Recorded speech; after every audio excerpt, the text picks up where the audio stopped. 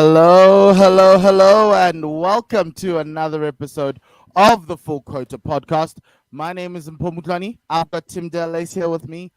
This is your South African podcast, your number one South African cricket podcast. If you want to know opinions, news, anything that's happened around the South African game, this is it. We cover domestic, we cover the women's game, we cover even the men's game, the Proteas, which I think everyone else does, but we do everything else around that, right? So to follow us, you can follow us on Twitter at Full Quota Pod, on X or Twitter, depending on how you want it.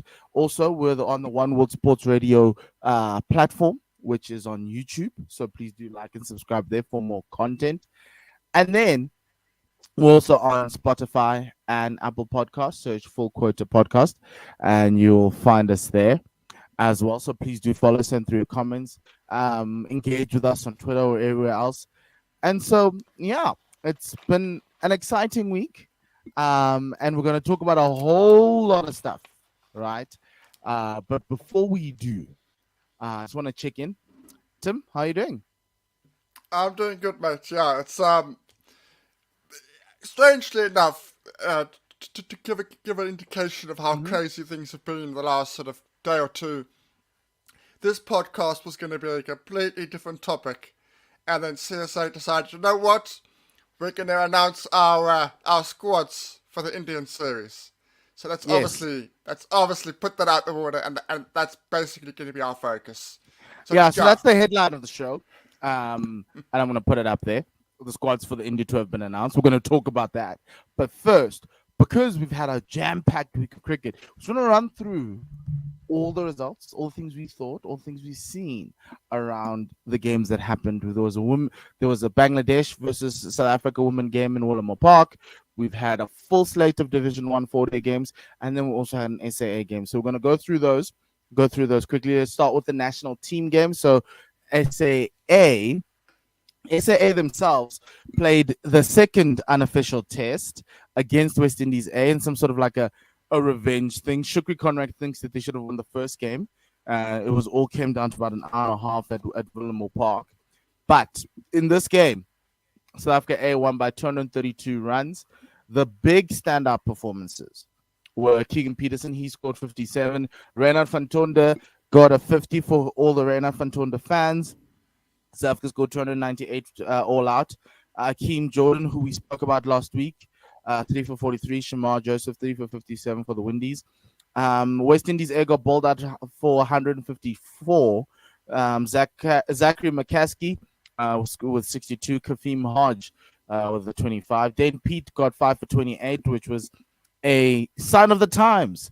With Tipo Moreki, who we praised last week, getting 3 for 66. South Africa A then in their response, 297 for 4. Keegan Peterson, 112 not out, with Reynard van Tonder coming up with a back-to-back 50 there for them. And then the West Indies needing over 400. Could only manage 209. Dane Pete taking 6 for 71, which means he had 11 wickets in the game, and Dane Patterson coming through with 1 for 44. Tim, I know you watched that game. I watched it in spurts. But Dane Pete arriving, finally coming as advertised on a slower pitch, and we predicted it to be slower. And your spinner won you the game, which is what Shukri would be really, really pleased about. But the fact that Keegan Peterson is in the runs, Reynard van Tonder putting his hand up, even though we'll talk about it later, bodes well for New Zealand, right? It does. Look at the fact that they scored runs is really important, and they scored runs in both games, and that's important. So you show consistency. But I think the marquee thing from this game is the bowling performance. South African bowlers bowl a fuller length. Yes, it's a different pitch, but they acclimatized it. They said just a different pitch. We need to bowl fuller. We need to get caught behind and slips and bowls in LBW, and that's how they got their wickets. I thought Dane Patterson was superb with the ball. He led from the front, showed the boys where to bowl.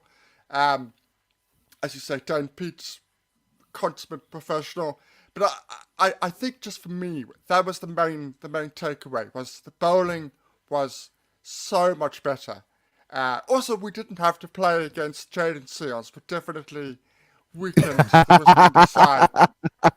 Definitely weakened them a Yeah, little bit. yeah. But yeah, all in all, Shukri's right. We probably should have won the first game. Mm, In terms of where we were with an hour and a half to go, we should have won yeah. it. And we won this game. So the results are not massive. They're not the imperative. They're not the end goal. Performances are, and the performances are there. Guys are scoring runs. Guys are getting wickets, and they're Mm, spreading it. They're spreading it around. It's not just one or two players. It's being spread around, and that's yeah. important. It's good. Are you We not got worried 20%. about? Are you not worried from a run's perspective that no one's putting their hand up? Obviously, Keegan Peterson is, but he's a Protea, right? But like everyone's getting starts, getting to 30, then getting out. They're not necessarily getting to 50 and getting out. They're not necessarily wanting to take it on and score big runs. Does that not worry you? Well, it does. It worried me last week, and I'm not going to sit and say it doesn't worry me. But I'm going to try and be positive. Put it on the flip side. Let's say Van Tonder makes 100 in the first game. First innings makes Mm-hmm. 100. And then for the rest of the series he scores single figures. Is that a success? Or him spreading it around, scoring a couple of 50s, spreading it around games, showing that he can do it Mm-hmm. on different surfaces and different games against different bowling performances, different bowling setups. There is a positive there. Yes, I would Yeah. like him to make 150. I really would. I'd like him to bat, make it really long. But it's not. It's a concern.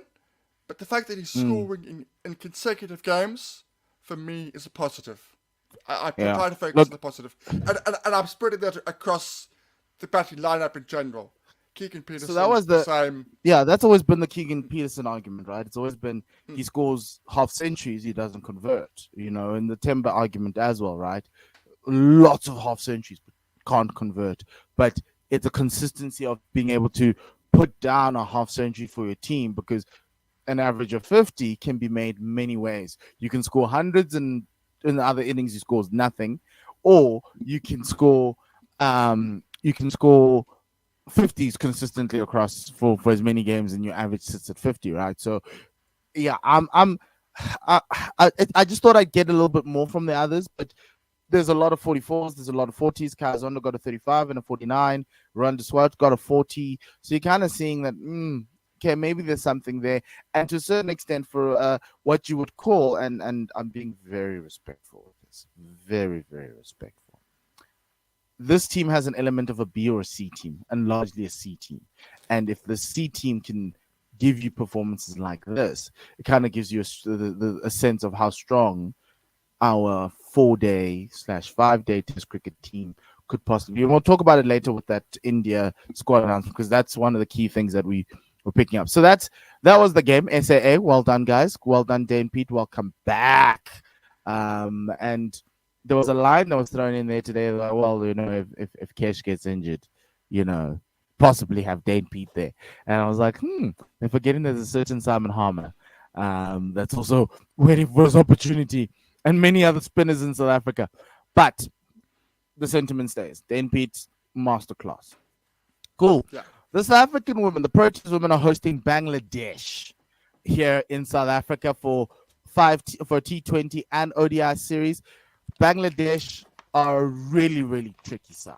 Very, very tricky side. But South Africa, without their bigger players, Laura Wolfart's not there still.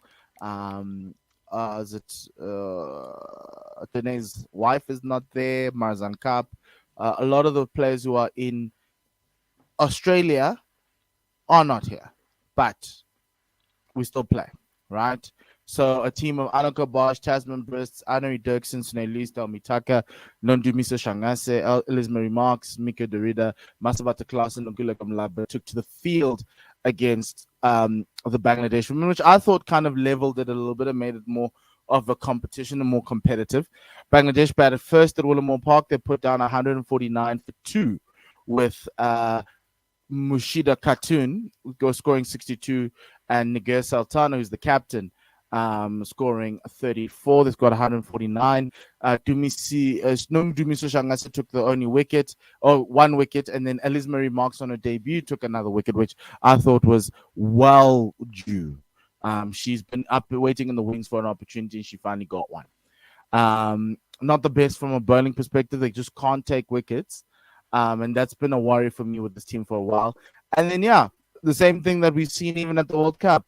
Annika Bosch, Tasman Brits, they scored 67 and 30 respectively. And then the rest couldn't necessarily, that middle to low order just couldn't hold on. There was a cacophony of wickets. Started by Shauna Akhter, and then Nahida Akhter came through. Shauna Akhter is 16 years old, and she was sensational with her spin bowling and took 5 for 28. And the rest, as a South African limit service team against the team that's playing spin, it's what you expect. I didn't expect it at Willamore Park. I didn't think it'd be that dangerous, but I know with the Proteas women, they really do struggle to play with spin, and this is one of those situations. Tim, what do you make of that result?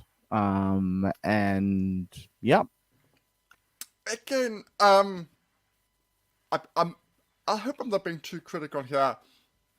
I'm not sure that the result matters that much with the losses, the people that we're missing. So the people that we're missing, I think this is, we want to win. Of course we want to win, and we want to win the series, particularly at home.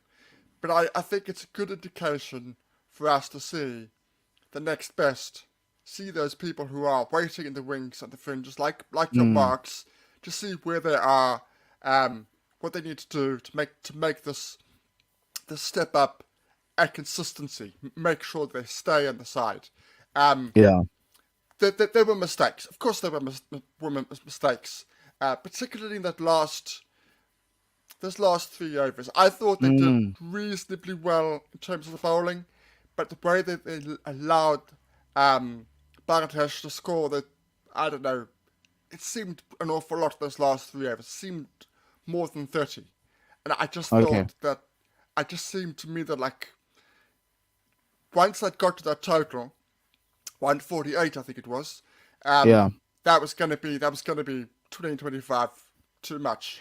Well, you'd need Tasman and Annika Bosch to bat throughout the entire series. I'm sorry, but I can't trust Sune Lise anymore with the bat. I don't know what's gone wrong, but effectively it's those two at the top. Without Laura, without Marizan, without Chloe, you're not gonna make it. Effectively. To me, when I look at that batting lineup, it feels like we were batting with just with two, and then you're just hoping between the Sune Lus, Dami Tucker, and Henry Dirksen, they would get you something. And I think that's something that we need to be worried about as South Africans, is the next best. We're talking about the bowling because obviously you don't have Shubnam, you don't have a quick who can, bowl, can cause problems and take wickets.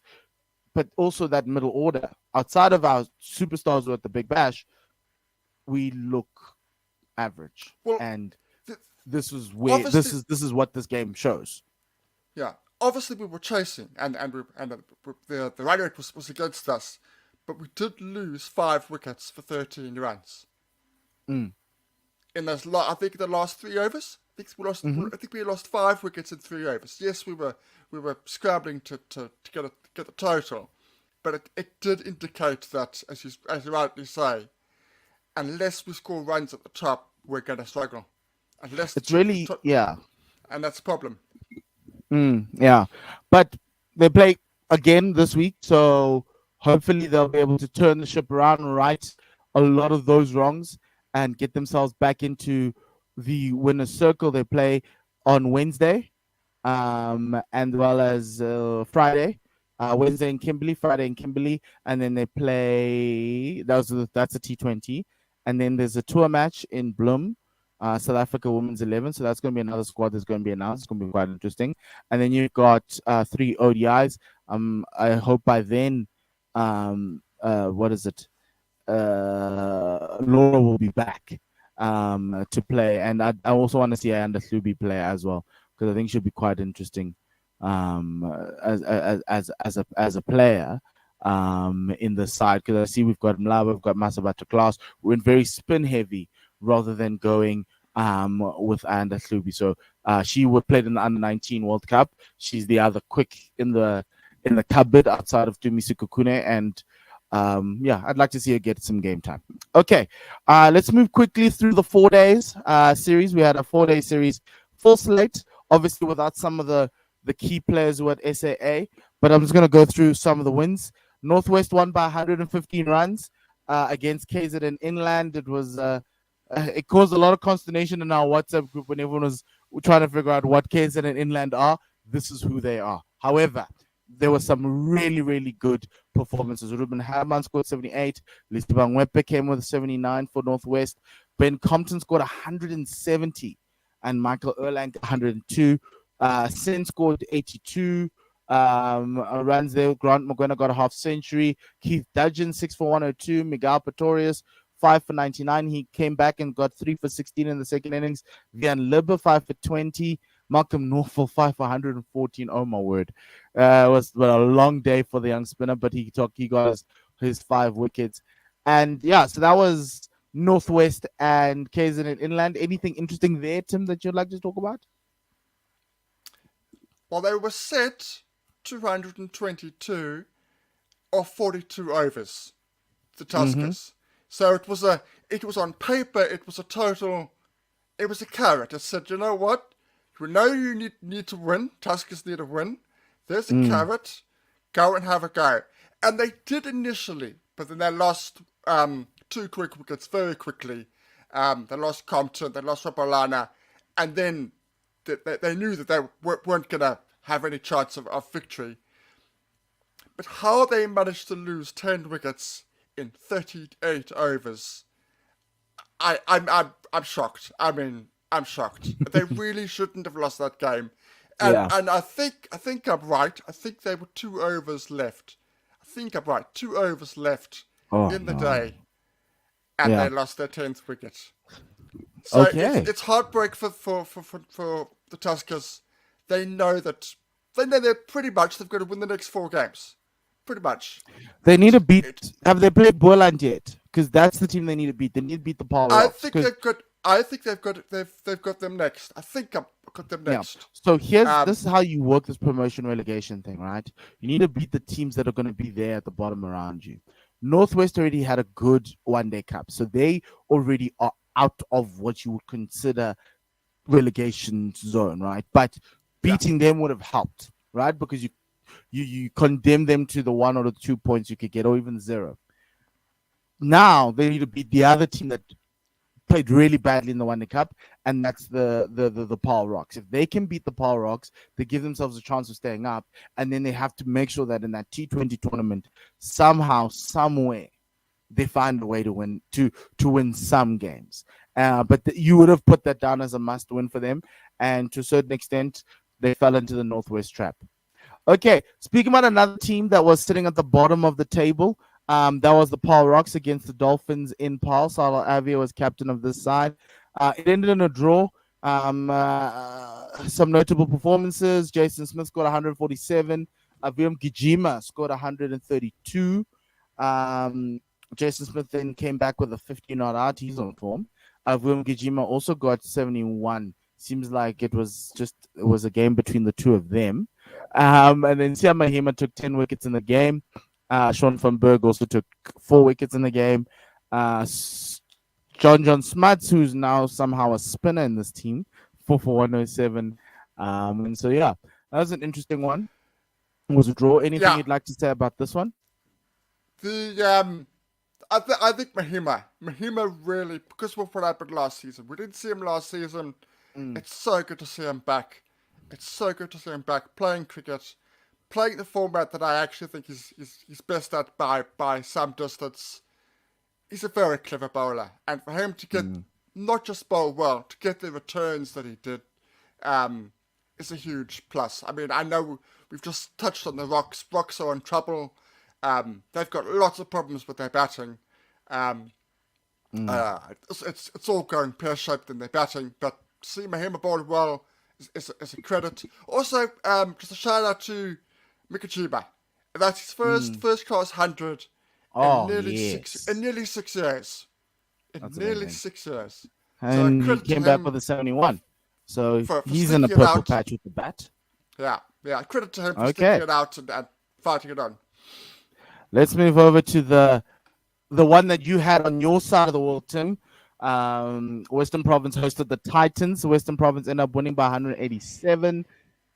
Some incredible performances by one Cal Verena, 150 of 150 on that first day. Eddie Moore, 116 of 123. I managed to call for $80, 3 for 66. Titans could only get 259, which gave them a deficit of about 89.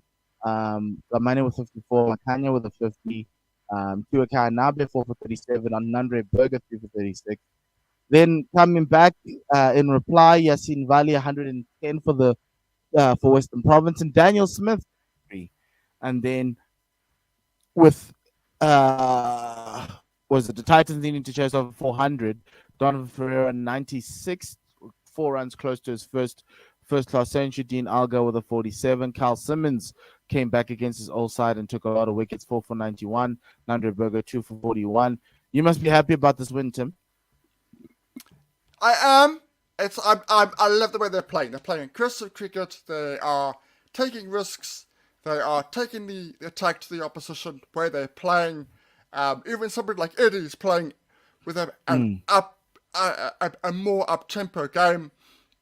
If people who were listening to the commentary in the back end of the game, they would have heard him, and he was just saying how happy he is there, and he's enjoying himself, and how glad he was to get the 100. He really feels like the team are aiming for something special. Not happy with just the one title this season. They want to go for more. I'm chuffed. Just a note that I don't think the Titans should have lost that game. Even with the people they were missing for various reasons, I don't think they should have lost that game. They were in cruise control in terms of the draw. Donovan Ferreira was playing beautifully. They were 230 for 5, but there was a bit to go in the day. There was a fair bit, a couple of sessions, but they weren't really in any trouble. And on 96, he just chips it to log on, and they go from 230 for 5 to under all out for under 300. That really opened the gate for Province. And Province said, "Thank you very much. We'll take the win." So that's a lesson for Donovan. In these games, there are going to be times when he's going to need to knuckle down, work hard. Work for the team. It's all great innings and everything, but in that moment, you actually just needed to stay there and work around saving the game. Okay, cool. And so the final game of the teams that if somebody had won, they would go into 2 wins and top of the log. That just happened when the Lions arrived in PE with a team that was slightly undercooked from a bowling side, but that's my opinion nonetheless. Yeah. Massively. Yeah, massive. So the Lions got smacked. They lost by 305 runs. The Warriors scored 402. Tristan Stubbs scoring 130. The 130 that gets him into the test side. Javeshan Pillay, who I'm a fan of, scoring 65. Vian Mulder 3 for 71 in that game. In that innings, the Lions were bowled out for 108. Ryan Rickleton scoring 41. Vian Mulder scoring 22. Ronaldo Mayer 5 for 41. Sesame 3 for 6. In reply, 169 for 7. Javeshan Pillay scoring 57. Patrick Kruger 46. Gwena Mapaka 2 for 37. He made his 4-day series debut. Bjorn for 10, 3 for 62. And then Vian Mulder, in reply, the Lions couldn't even get past 200. They only got to 158 for all out. Vian Mulder 38. Mitch van Buren 26. Ronaldo Mayer 3 for 42. And Patrick Kruger 3 for 22. Massive win for the Warriors, who go to the top of the log. And yeah, just the depleted line side. That's my only frustration, right? Is that we'd like to play them with a full strength squad.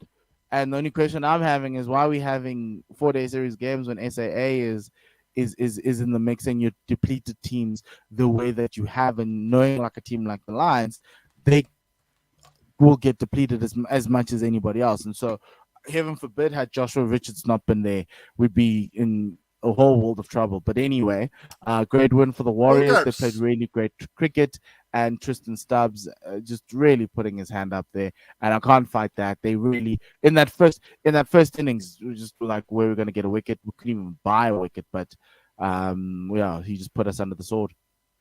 Yeah, no, the solution to your problem, dude, and we know it, is more games. More games, so this one-off game doesn't.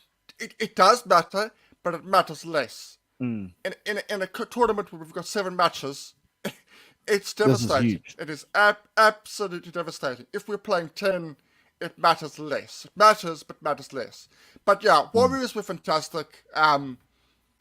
Look, Tristan Stubbs, it was extraordinary innings. Just an extraordinary innings against in an atmosphere of but he's only a white ball player. That innings Okay. alone showed us he's not. That innings alone Yes. showed us. Okay. Cool. Let's move on to actually what we wanted to speak about. But anyway, we've gone through all the domestic stuff. Now, India coming for a summer that I am so excited for. I think it's going to be a great summer. It's going to be when India come down, the eyes of the world watch us, right? Who cares what's happening in Australia? Who cares what's okay? The UK is not playing cricket anyway. They're busy in the West Indies on some sort of Caribbean Christmas tour, which is not going as well as they were hoping. So now, today, CSA announced the Proteas T20, ODI, and Test teams. There's a lot of stuff we need to go through. There's a lot of call-ups that have been made, but we're gonna try our best. So let's get through this. Right. So we're gonna start with the T20 side. A couple of things to note: Kagiso Rabada and Temba Bavuma. Oh, well, not the T20 side, but Kagiso Rabada is not going to be in the white ball stuff. So you got a team of Aiden Markham, Othniel Bartman gets a call up for his first time. Matthew Brezka, who has been said to be the replacement of Quinton de Kock, to be opening at the top of the order. Nandre Berger, who gets a call up as well for a great one-day cup season. Joe Kutsier now in the side as well. Donovan Ferreira, Riza Hendricks, Marco Janssen, Heino Klaassen, Keshav Maharaj, David Miller, Lungin Giti, Andile Petluguaya, Tabre Shamsi, Tristan Stubbs, and Lazard Williams. Any issues with this team, Tim? Anybody No, who'd be sitting here I going, think I should be I here? think no, I think this is the least controversial of the 3 squads. And I've seen some people, but it's only because he's replacing Quinton de Kock. I have no issue with Burtsky opening the batting in this format. Who did He they had a want good to open the season last batting? season. Sorry? Who did they want to open the batting if Britsky's not opening? If Burtsky's not opening, who do I want? No, you said people were not happy with No, Britsky opening. well, no. You know how it is. People were just unhappy with no actual solution. They were saying, how can he be there, but weren't providing any solution. That's just the way people are. But if you look at the facts, last season's T20 competition, average 40, strike rate of 130. That's what we have. That's last season, but that's what we have. So I have no issue with that. No issue with the squad. The squad makes sense to me. Yeah. It ticks all the boxes. Yes. Yeah. And something to note, obviously Dwayne Parnell's still injured. So is Arnold Nokia. He's decided to not take a surgical option, so he's going to be resting that back and doing exercises and trying to get it ready for next year. So those are the 2 that were out. My only thing is, it's interesting. Petluguayo comes back into the side, which is an interesting pick. And I look at this and I'm like, okay, yeah, it's going to be a lot shouldered on Lungi's shoulders, but Gerald is there. He's done well. I'm excited to see Othniel Bartman, and I'm also excited to see Matthew Brezka get a longer run. I hope that everyone can get a game so we can all see what they are, especially with Nandre Berger as that left arm option. That's going to be quite interesting to see. Okay, the ODI side, right? You'll see Aiden Markram because Temba Bavuma is being rested, so Aiden will be captain. Largely similar to the T20 side, but there's some interesting people here that I'm so excited about. Markram is captain. Bartman is in. Nandre Berger's also been selected. Tony DeZorzi. Oh, man. Tony DeZorzi. This one's going to be quite exciting. Rize Hendricks, Hanu Klaassen, Keshav Maharaj, Michalim Pongwana, after an incredible one-day cup and an incredible innings in that final of the one-day cup, finally gets rewarded for his efforts. He's currently playing in SAA. You've seen him. He looks like Jason Holder. We might just have our own new Jason Holder. Who knows? David Miller. Vian Mulder comes back, which we expected after what he's done in the summer, in the winter. And then Andile Petluguayo, Tabre Shamsi, Rasif Anadison, Cal Verena, and Azad Williams. The only thing I can say is this a final lifeline for Vian Mulder? He will play. If he does not do anything, Tim, is this the last time we want to see and hear of Vian Mulder? No, I don't think so. No, I think there's still a little bit of people are hurt because of unfortunate tags that have been put to his name, not of his own making, I might add. Mm-hmm. No, I think what we've seen in the little bits we've seen in his return, different format. If I'm being talking about recently in the 4-day stuff, I see a different Vian. I'm hoping there's a different man there. There's not a man that is nervous when he goes out to bat. So I'm hoping this is going to be a really improved Vian, and the confident Vian, the Vian that we see playing for Leicestershire. I really hope that. Just on the Mokmkwana one, I can't go in opposite to what I've said a couple of weeks ago. I wouldn't have picked him in any of the squads. Not because he can't play, not because he's the talent. I would like to have seen him in the SAA. Maybe he will also be in the SAA team that plays against India. Maybe. That's what I would have liked to have seen him in. You just want him in the 4-day stuff. You just want him in the longer format. The rest of us want him in white ball format too, it seems, Tim. You want to hold him for the red ball. And that's where his form is. That's where his form is. So that it makes sense. I'm hoping he comes good. I really do. And it's a huge talent. I just hope it's not too early.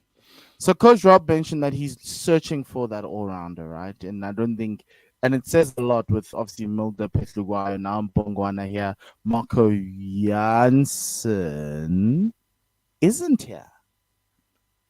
Okay. No, he's rested. Yes. So he's rested. So we're looking for an all-rounder, and he spoke about that, right? And he's effectively giving himself every option. He's taken all the available all-rounders, bar Jason Smith, but we'll talk about he's trying them. It is. It's a good, well balanced squad that I can't really have a fault with. Nandre Berger, we knew his talent. We just needed him to be consistent and, more importantly, fit for a longer period of time, which he is now. And obviously Nokia's injury does create an opportunity for him. I think he could be a real find in this format. I really think he's gonna, with Gerald not being in this side, right? It gives him an opportunity to kind of show us what he has. Because I've watched that spell at the Wanderers where he went crazy with Bjorn Hendricks at the start of that Lions innings where they bowled the Lions out cheaply. And he looked like a different guy. He's very quick. He can be unplayable at times, and so I'm excited to unleash him on India to see what he can do. And he's been selected for all three formats, right? So effectively, Nandre is now putting himself in the conversation and be like, yeah, we saw what Gerald did at the World Cup, but I can also do something else, right? And I can also be just as quick and maybe even more accurate than Gerald. So I like it. The other one I'm happy about is Cal Verena. That's one where I kind of felt like he was unfairly kicked out of the Proteas setup with the change in coaches, and he was like that one casualty. But good to see that he's back in the ODI side. Last time we saw him play was against the Netherlands. Hopefully, he'll get more game time and more runs. I'm really, really happy with the squad. I'm excited for the squad. I really, really am. Even after the horrors of the World Cup, I think the squad's been pretty nice. Yeah, as I say, I can't object to it at all. And it shows a coaching setup that is willing to try things, willing to give new guys. We haven't just recycled what we've tried the last couple of years. We've gone in with the new guys. We've gone in with new talent. Guys that performed at the One Day Cup, but they said, right, you performed at the One Day Cup, now's your chance, and that's all the players want. Ooh, Tony DeZorzi and Riza at the top of the order. That's gonna be fun. Test team. This one's going to be quite interesting because obviously it's a World Test Championship, right? Temba Bavuma returns with Kagiso Rabada. You have just straight after Temba Bavuma, David Bedingham.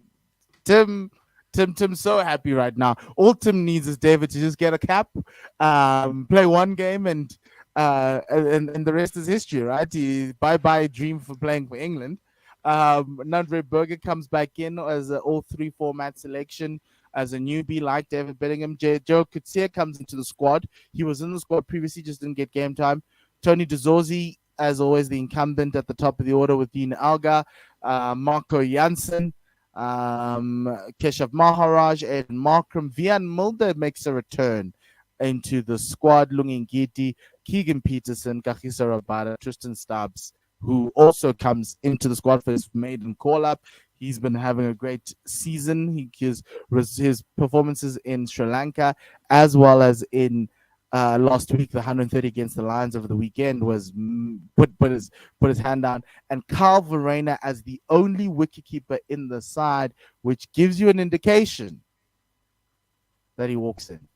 We were worried about Kyle at the beginning of the year. It was Heino Klaassen. Kyle comes in. Heino Klaassen's not out.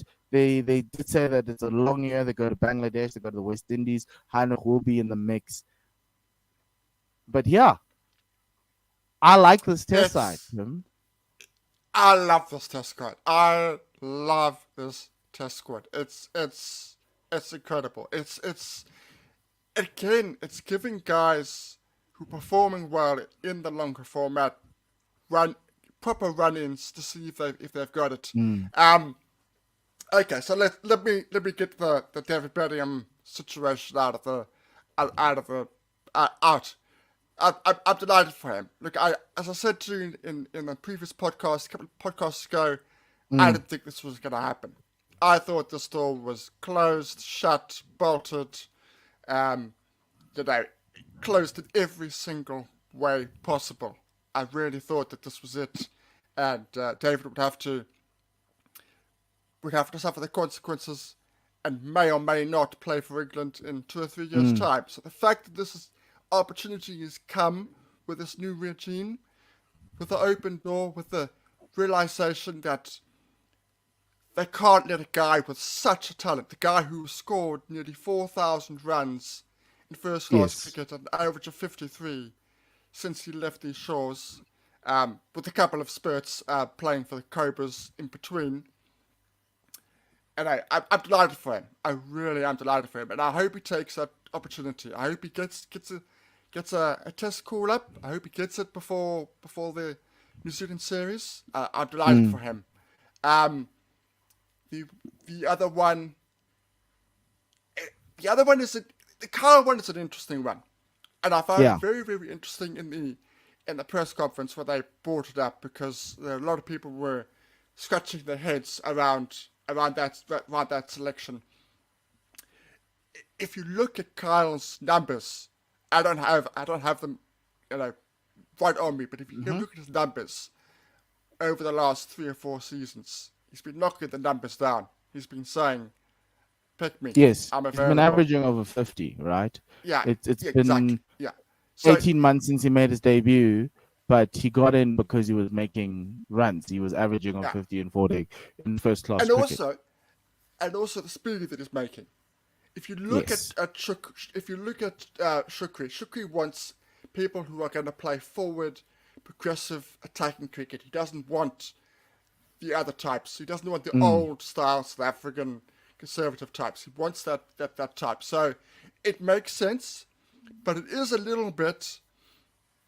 It's a bit surprising. It's a bit Yeah. surprising because of the way Shukri went about it, bringing in Klaasen.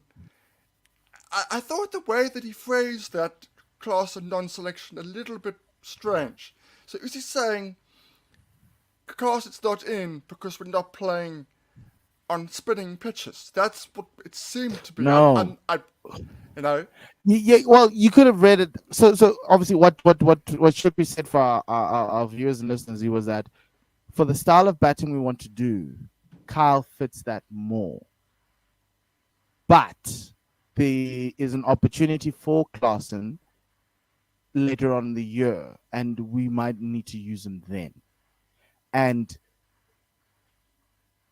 I also was sitting there going, is it because this guy can play spin really well?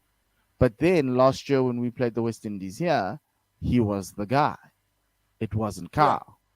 And so there's a little bit of mixed messaging unless the higher ups feel it may be time to go younger at that wicketkeeper spot with someone who, from a 4-day perspective, has blown the door down. Right? Carl got dropped pretty much unfairly because he was the only South African last year to score a century. So yes, his technique is horrible. It's against the best bowling attacks in the world. He's a walking wicket. It's better. It's improved. It's improved. But okay, no, he has, and to a certain extent, you saw that, right? Because in that New Zealand series, which was 2 years ago, which is wild, he scored the 100, right? And you're like, okay, there's something here. There's a change, right? And there's a mentality. And I thought Coach Shukri likes guys with that type of mentality, that dog it, that fight, in him. But it didn't work out. So it's going to be interesting to see where Heinrich sits in all of this, because he's also not playing in the other formats, right? I think so it's an interesting one with him about what's going on, and that's something that's quite interesting. Maybe he's asking for a hybrid contract, because there's talk of a hybrid contract. So I would assume maybe he's decided that his future is there, because this one came out of left field. Because to a certain extent, yes, Carl's a great gloveman, probably the best in the country. I get that, but it in Klaasen and him are similar because they play attacking, they bat attackingly, they're aggressive, right? And so you can't tell me if one guy can't play spin. So then, for what we're going to have two wicketkeepers, one for away series and one for home series. So when we're at home and it's not spinning much, Carl plays like England. Like England. But we've seen how that backfired gloriously, right? Yeah. So because my other thing is what happens if we play in Durban? We're not playing in Durban this time. But what happened if there's searing heat here up in the Highveld, and what if we don't get rain until the 26th, and you're gonna get a Centurion pitch that would have been baked in the sun. Obviously, there's water and everything else, but you still need a little bit of moisture in the air. That might require you to play an extra spinner like they did the last time when we played the West Indies. That type of vibe, right? So I'm just sitting there going, I don't buy it, but yeah. We have to keep an eye on it. That's all. Just to see how it plans out. Yes. Yeah. So that's the other one, right? Then the other one is Ryan Rickleton. The case of Ryan Rickleton, right? He's the only. If I look here, he's the only person that's missing, right? And remember my theory about the Lions not starting well, not being a September, October team, but being a November, December team. Has that affected him? But here's the thing. They asked Shukri about this, and he was like, guys, 8 months is a long time. Ryan effectively, and he used the winter analogy. He said there were other guys who were better and he had a tough winter. And I was like, what type of Game of Thrones line is that, right? So I feel sorry for the guy because his team's not doing well, but he is. Yes, his team's doing badly, but he's averaging 43.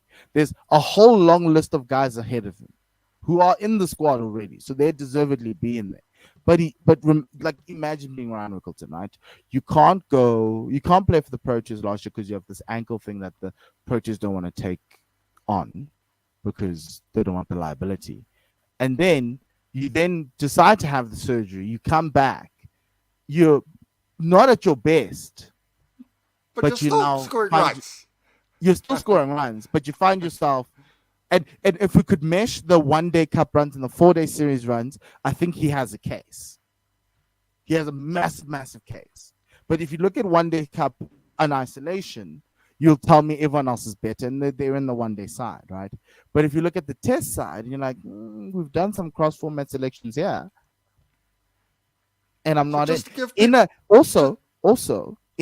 a test side where we now also have a new wicketkeeper, which is something he can do in the 4-day game as well.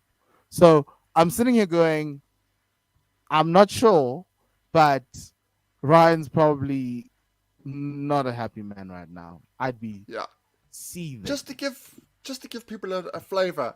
So Ryan Rickleton in the 4-day cup so far, 40 series, 238 runs at an average of 47.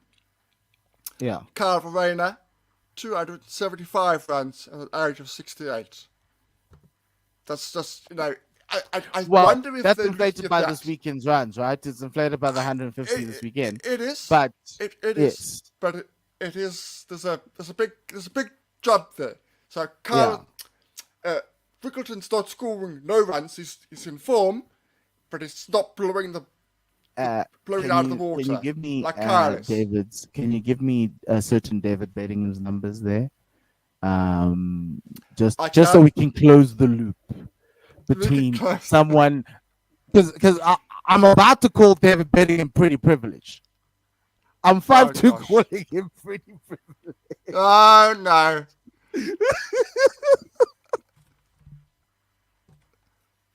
Okay. Well, you see, he's been playing SAA, so that's fine. Do for the 2 games. That's why we have an average. So I'm gonna have to just carry on. Come on. No, that's talk fine. about. Tell me about. We know what he's done in SAA. We know what he's done there. Talk about Tristan Stubbs. I will get it to you. I will give it to you. I promise. But Tristan Stubbs. So Tim, Tristan Stubbs gives me that whole. This guy can be Ben Stokes who doesn't bowl. He can be that devastating a batter when you're on the back foot. He comes in at 5 and 6, and he puts you away. But what they've spoken about is not his destructive element. They've spoken about his ability to be a test batter, a patient one. Because in international cricket, when he started, he wasn't as patient, right? In ODIs and T20s, he was the master blaster. That's what everybody loved. But now he's giving us a different side to himself, a side that's attritional.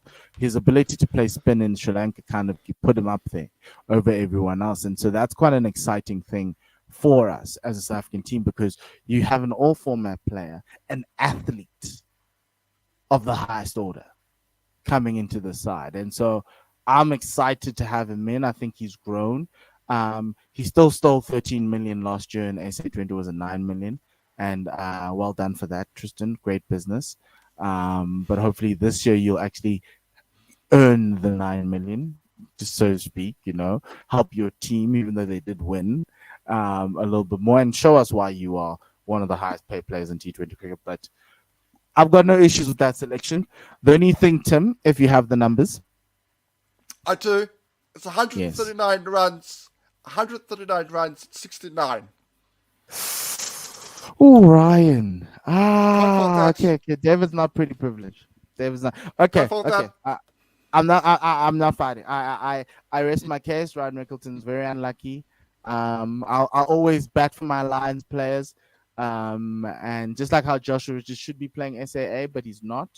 And I hope he plays in that SAA squad against India because I think Joshua Richards is yeah. Cool. So I'm excited for this team. I think this team says 2-0 South Africa. I don't know about you, Tim. But the one thing I just want to ask you before we go, what's your top 6? Okay, so Make a top 7, right? Because yeah. So obviously it's going to be Dean and Tony. Mm-hmm. And let me think. That is a difficult one. See, 3 is difficult. No, it's not. No, Keegan at 3. And Timber at 4. David at 5. Betting at 5. Actually, where's Aiden? No, yes, I know. So it's Tony, Algar, Keegan.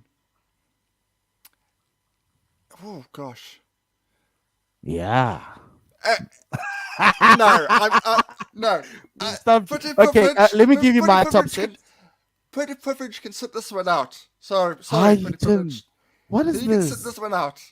He Okay, can play so the next test. this is how I do it, right? It's a Boxing Day test. Aiden and Dean opening. Tony at 3. Temba at 4. Keegan at 5. And because it's his first test, David Bettingham is 6. I know he doesn't bat there. No, fair enough. No, I'm okay with that. He bats at 6, right? My 7. One last time.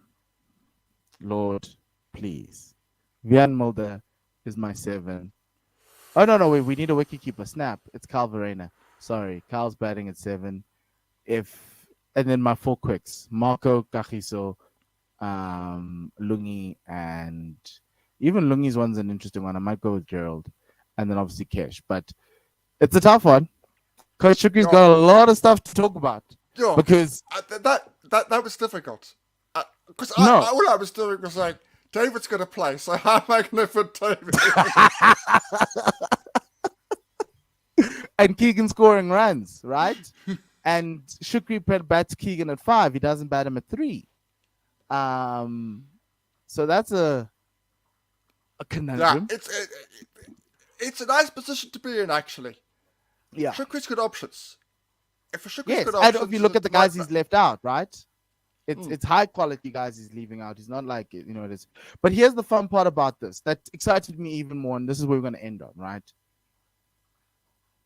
Coach Shuki confirmed that Kagiso Rabada will be playing in a 4-day game, his first 4-day game in like 7 years, for the Lions.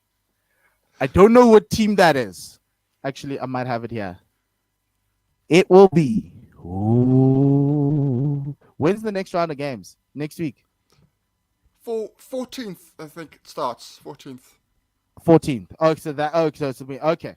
So the Dolphins are going to be the unlucky recipients of Kagiso Rabada and Temba Bavuma, and Rassi's not going to be there. He'll be playing ODIs, but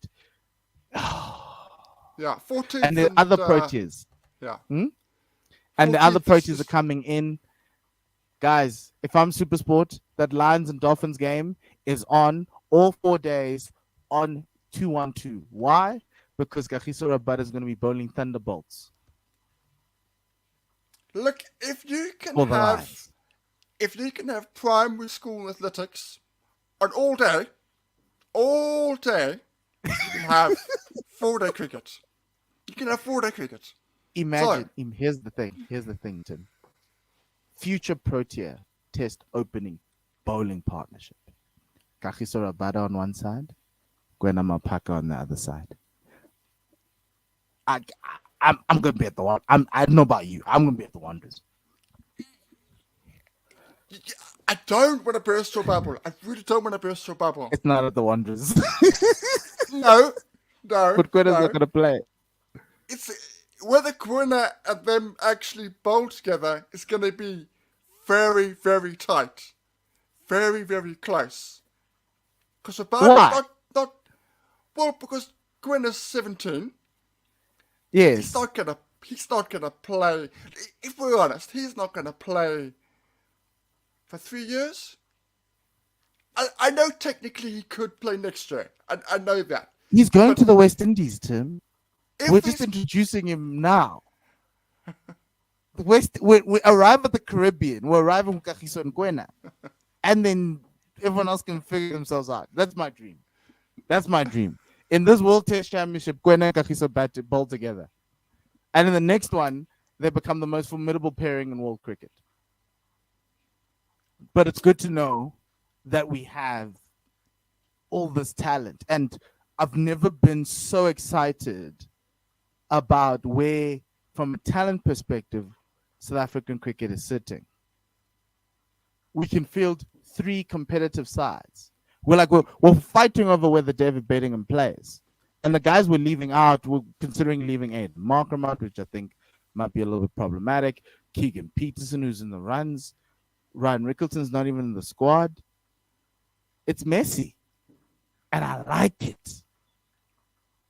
Well done. It's a good. I think for me, this week, outside of what happened against Bangladesh yesterday, should be a good week for South African cricket. It's a good news week. There's no drama. There's no scandal. It is. Now, but there's always going to be teams are always going to be subjective. But if we really look at it, if we really look at the teams and we just analyze it just for 1 minute, you can't fault the selections. You can't say, well, this guy should be in or that guy should be in. If you really knuckle down to it, we analyze the Rickleton one. We're Rickleton fans. But on the numbers, he doesn't get in. He's good, just not good enough. And that's the only. He needs to average close to 70 to get in the side. Yeah. It's been a long winter for Ryan Rickleton. It's been a very, very long winter. And if you think about the guys who are in SAA as well, Zubair Hamza, all those guys who are also knocking on the door, thinking of trying to find a way back into the side, it's going to be quite tough. And from a bowling perspective, it's even harder. What happens when Anouch is fit? You've got Berger, you've got Anouch, you've got Gerald, you've got Quena waiting for his opportunity, you've got Kagiso, you've got Lungi waiting. I didn't think Lungi would survive any of these sides, but he's a 3 format player. As much as people are hating on Lungi, 3 formats. Yeah. And Dile Petruguaya is now all of a sudden back in. It's wild. And Jason Smith's going hundreds. I think we're like great. Well done. Whoever managed to talk David Bedingham off the ledge, well done. You deserve a raise. You deserve a bonus. It's Christmas. Pay him his bonus. Whoever phoned David and said, here's an opportunity for you, you deserve a bonus. Do you know what the fun part will be? By the time we go to the West Indies next year, David Bedingham could have had 4 tests under his belt, which is pretty cool. That would be awesome. That would be awesome. Providing he scores runs in those 4 tests. Well, I'd give him. Well, he's already got the 2 tests in New Zealand. Yeah. He's gonna. If he plays one, he'll get the other, right? And it's great. Boxing Day, I will be there, 26th, sitting there, watching the Proteas take this Indian team down. Indian fans, you can blame SuperSport. I'm excited for the series. I'm excited for them to blame SuperSport. I also want them to bring those kids that they used in the T20 series against Australia so we can embarrass them here. The only thing I'm worried about actually is Aiden's captaincy in the white ball stuff, but we'll see. Let's see how it is. I hope he's grown. I hope he doesn't have any issues with India, because every time he captains against India, the last time he did it was wild. So let's hope this can be a revenge series for him. But outside of that, Tim, any final words? Just that we might, it depends on the squad, I think, but we might do one later in the week when the SAA squad for India comes up, because apparently it will be announced before the end of the week. So, depending on who's in and how it goes, we might do a pod on that. Okay, cool. Thank you, everyone. We've gone over an hour. I think it was a great one. And yeah, enjoy the week of cricket. It's a good week. Smile, be happy, because it is December as well, and it means the Indians are around the corner. They'll be here on the 10th, and we're gonna have them for an entire Christmas feast up until next year January, and then we'll move into SA20. But outside of that, for myself and Tim, have a great day, and lesale kakagis.